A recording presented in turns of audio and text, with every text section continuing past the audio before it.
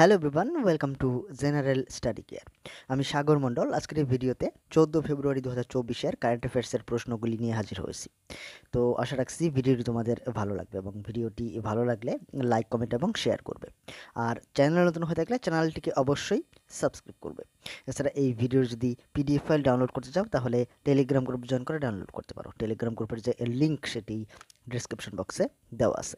তাহলে চলো প্রশ্নগুলি আলোচনা করা যাক।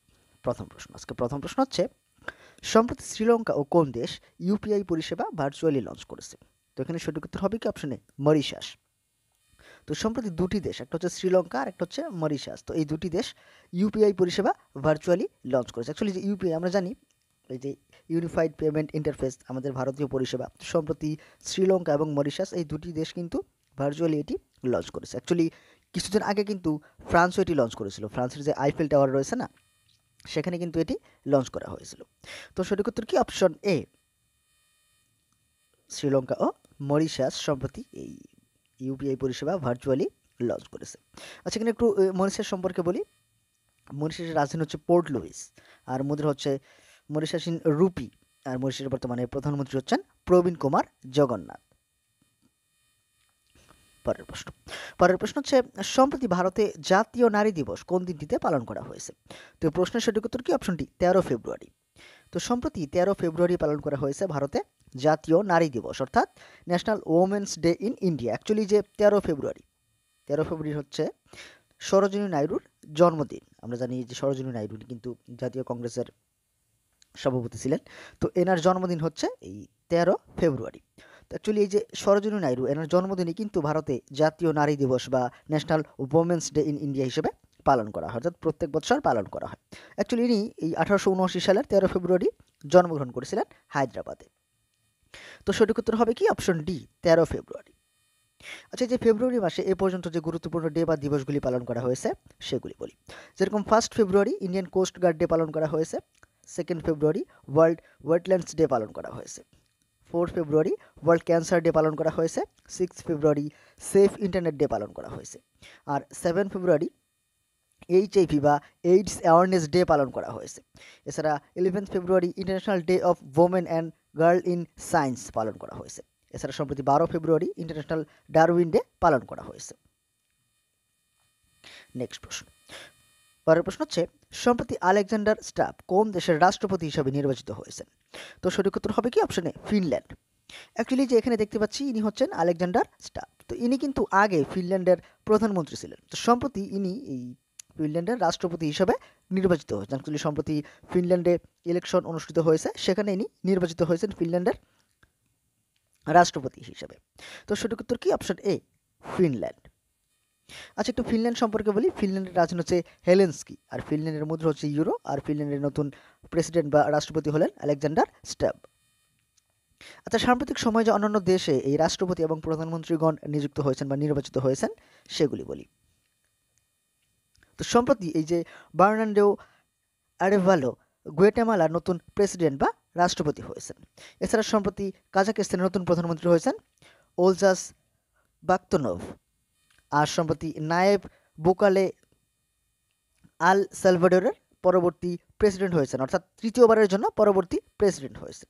এছাড়া সম্প্রতি আহমেদ আওয়াদ বিন মুবারক ইয়েমেনের নতুন প্রধানমন্ত্রী হয়েছেন। ইয়েমেনের নতুন প্রধানমন্ত্রী হয়েছেন আহমেদ আওয়াদ বিন মুবারক। এছাড়া সম্প্রতি গুয়েটেমালার নতুন প্রেসিডেন্ট হয়েছেন বার্নান্ডো আরেভালো। আর সম্প্রতি সুকেস মার্সা, চাঁদ, অ্যাকচুয়ালি আফ্রিকান দেশ যে রয়েছে না চাঁদ, তো সেই চাঁদের নতুন প্রধানমন্ত্রী হয়েছেন।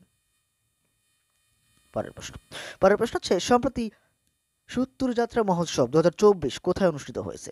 তো সঠিক উত্তর হবে কি অপশন সি, কর্ণাটক। অ্যাকচুয়ালি যে এখানে এটা সুত্তুর হবে, যাই হোক, তো সম্প্রতি সুত্তুর যাত্রা মহোৎসব 2023 কর্ণাটকে অনুষ্ঠিত হয়েছে। অ্যাকচুয়ালি কর্ণাটকের যে মহীশূর রয়েছে না, মহীশূর, সেখানে কিন্তু এই বিখ্যাত সুত্তুর যাত্রা মহোৎসব অনুষ্ঠিত হয়েছে। তো সঠিক উত্তর হবে কি অপশন সি, কর্ণাটকের মহীশূরে। আচ্ছা, যে কর্ণাটকের রাজধানী কি বেঙ্গালুরু। কর্ণাটকের বর্তমানে মুখ্যমন্ত্রী হচ্ছেন সিদ্দারামাইয়া, আর গভর্নরকে থাওয়ারচাঁদ গেহলোত।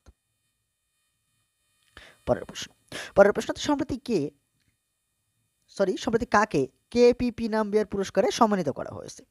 তো সঠিক উত্তর হবে option B, doctor S Somnath.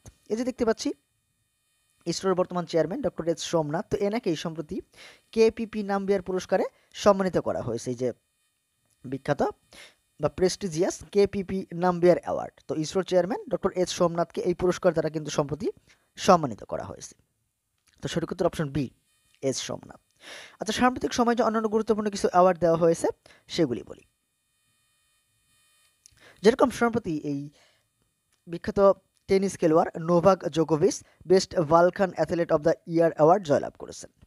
আর সম্প্রতি উইংস ইন্ডিয়া অ্যাওয়ার্ড 2024-এ বেঙ্গালুরুর যে এয়ারপোর্ট রয়েছে কেম্পাগোরা ইন্টারন্যাশনাল এয়ারপোর্ট এবং তার সঙ্গে সঙ্গে দিল্লিতে যে এয়ারপোর্ট রয়েছে না, ইন্দিরা গান্ধী ইন্টারন্যাশনাল এয়ারপোর্ট, তো এই দুটি এয়ারপোর্ট কিন্তু সেরা বিমানবন্দরের পুরস্কার জয়লাভ করেছে। আর সম্প্রতি Ajit Mishra freedom of the city of London award জয়লাভ করেছেন।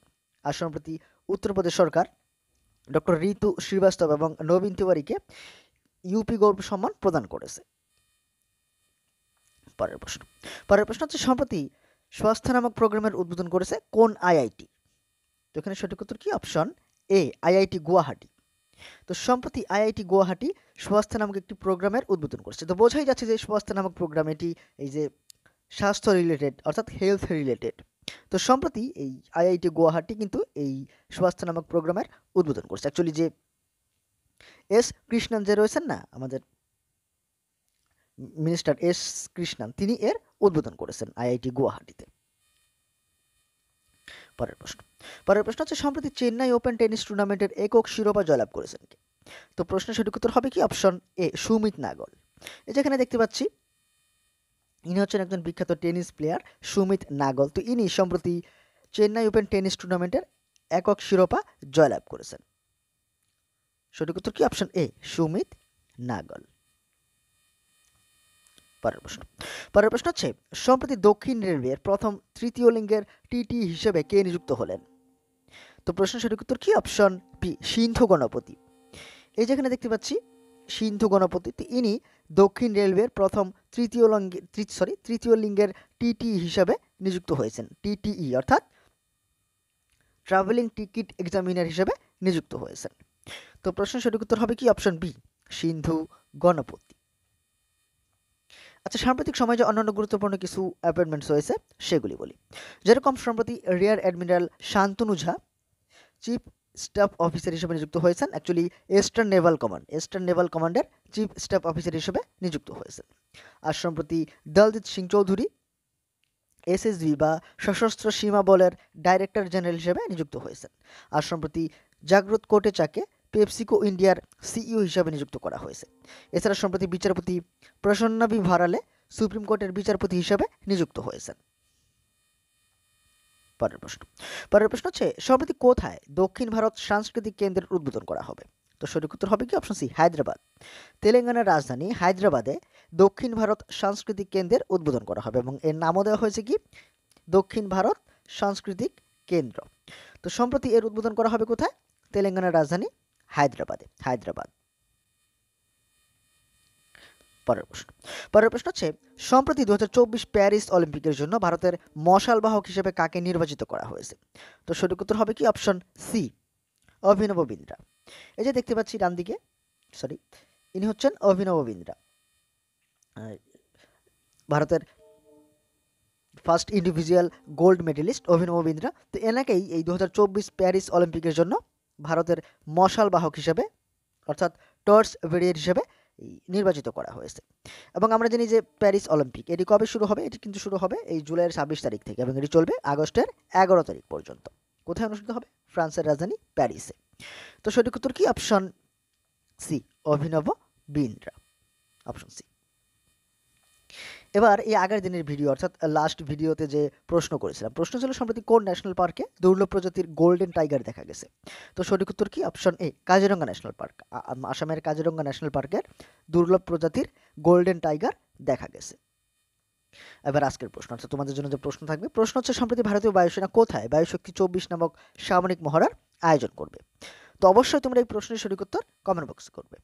তো বন্ধুরা, এই ছিল আজকের ভিডিও যেখানে 14 তারিখের গুরুত্বপূর্ণ কারেন্ট অ্যাফেয়ার্সের প্রশ্নগুলি আলোচনা করলাম। তো ভিডিওটি কেমন লেগেছে অবশ্যই কমেন্ট করে জানাবে। আর ভিডিওটি ভালো লাগলে লাইক, কমেন্ট এবং শেয়ার করবে।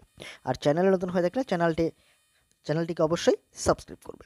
অ্যাকচুয়ালি কিছু শারীরিক অসুস্থতার কারণে কিন্তু এ মাসের প্রথম দিকে ভিডিও কন্টিনিউ দিতে পারিনি। তো এখন থেকে আবার রেগুলার টাইম মতো ভিডিও দেওয়ার চেষ্টা করব। আজকের ভিডিওটি দেখার জন্য ধন্যবাদ।